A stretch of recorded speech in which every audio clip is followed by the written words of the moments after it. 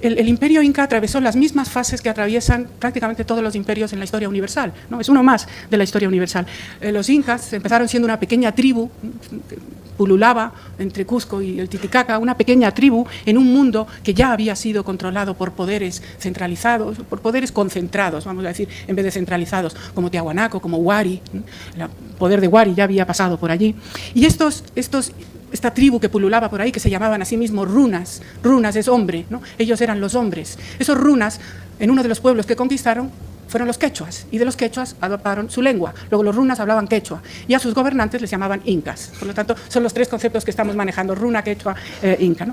Los incas fueron un magnífico ejemplo de cómo una pequeña tribu, como he dicho, crece, se expande a base de incorporar elementos culturales de pueblos anteriores, como hicieron los romanos. Son muy parecidos a los romanos. Absorben todos los elementos culturales que de forma ancestral se habían desarrollado ya en los Andes. De Huari, del imperio Huari, los incas tomaron las capitales zonales, ¿no? Ese dividir el Tahuantinsuyo en grandes capitales zonales donde se centralizaban los tributos, ¿no? Y las fuerzas. Eso es Huari. De los Huaris tomaron lo que es uno de los elementos más conocidos de los incas, que es el Capañán, los caminos del Inca, ¿no? Ahí tienen la red viaria, la importancia de la red viaria. Claro, si hay capitales zonales tienen que estar unidas, ¿no? Eso ya lo hacían los Huaris y lo toman los incas, ¿no? De los pueblos andinos, entre ellos Tiahuanaco, toman los incas el control vertical de los nichos ecológicos, ¿no? Ese producir a diferentes alturas lo que necesitaban. Si el maíz solo se produce a partir de los 3.500 metros, pues los pueblos que vivan más arriba trasladarán colonias a los 2.000 metros para producir maíz. Ese control vertical, ¿no? Eso ya se hacía desde antes. Pero lo que nos interesa para entender lo que va a ocurrir después es la influencia chimú.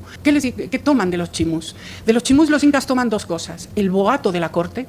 Los incas, que eran un pueblo serrano, austero, guerrero, llegan a Chan Chan y ven aquello. Es como cuando los europeos llegan a Bizancio y ven que el emperador sale volando por los aires, ¿no? Ese boato, ese esplendor oriental de la corte del gobernante, los incas, los guerreros, lo toman de los chimús. Y otra cosa toman de los chimús, es la tradición de la herencia partida. Esto es muy importante en el caso de los incas. ¿Qué es el sistema de herencia partida? Bueno, este es un cuento que funciona, ¿eh? Y se puede pasar con mucho miedo, pero se pasa, ¿eh? El sistema de herencia partida es lo que toman como forma de gobierno, es lo que toman de un pueblo mucho más complejo que ellos. Aquí lo tienen, desde los tiempos de Pachacútec, ¿no? Los incas van adoptando este sistema por el cual hay dos clases de herederos, los herederos principales y los herederos secundarios. El heredero principal es el que hereda la legitimidad de gobernar, digamos, el título de gobernante. Los herederos secundarios estaban formados por la panaca, la familia, el linaje del inca muerto, ¿no?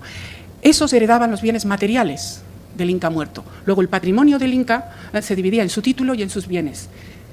Ahora, ¿eso qué implicaba? Que el nuevo inca tenía el título, tenía la legitimidad, tenía el poder, pero no tenía bienes. Tenía que volver, tenía que buscar sus propios recursos.